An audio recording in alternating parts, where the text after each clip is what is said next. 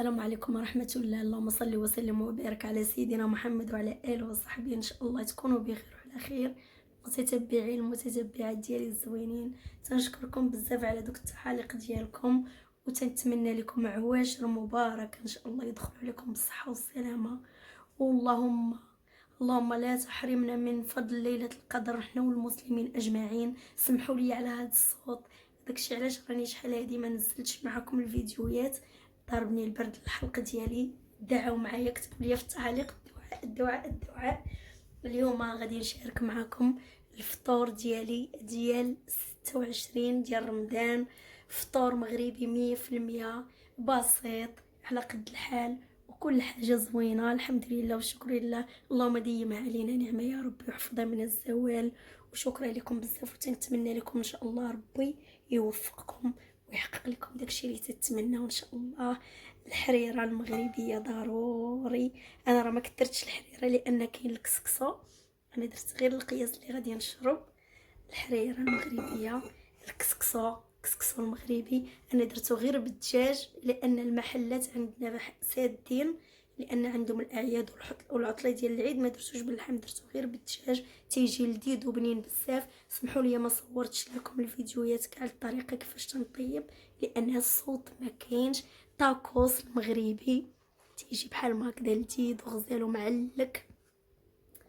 هادي السلو المغربي ضروري في الطبله.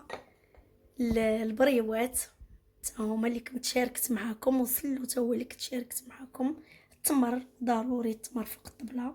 هذه التفايه انا ما حطيتهاش فوق الكسكسو لان ما كاين اللي ما تيبغيهاش فوق الكسكسو، اللي تيبغيها تيحطها في البلاصه ديالو ملي تياكل. ايوا الملكه ديال الطبله المغربيه في رمضان الشباكيه. البيض مسلوق ضروري، كل واحد الحمد لله الخير في دارو. هذه سلطه فخويل، سلطه ديال الفواكه تتجي غزاله ولذيذه بزاف.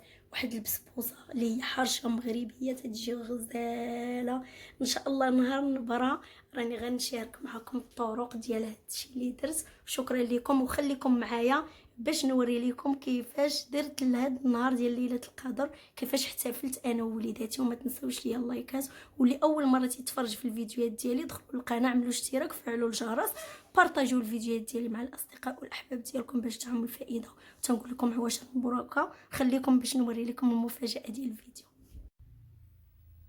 كيف ما العاده اخوتي خواتاتي، حنا ما تنحيرو ما تندهشو، تنمشيو ديريكت للصنيديق. واخا في اوروبا واخا خارج المغرب، ضروري من التقاليد واللبس التقليدي المغربي ديالنا ما تنفرطوش فيه. فين ما مشينا، واخا نمشيو حتى للمريخ ما غاديش نفرطوا في اللبس ديالنا التقليدي، القفطان ديالنا ولبيساتنا. وانتوما معايا غادي نشارك معكم الاجواء الزوينه. وسمحوا لي على هذا الصوت هذا، تنشكركم. ما تنساوش ليا اللايكات، اللايك.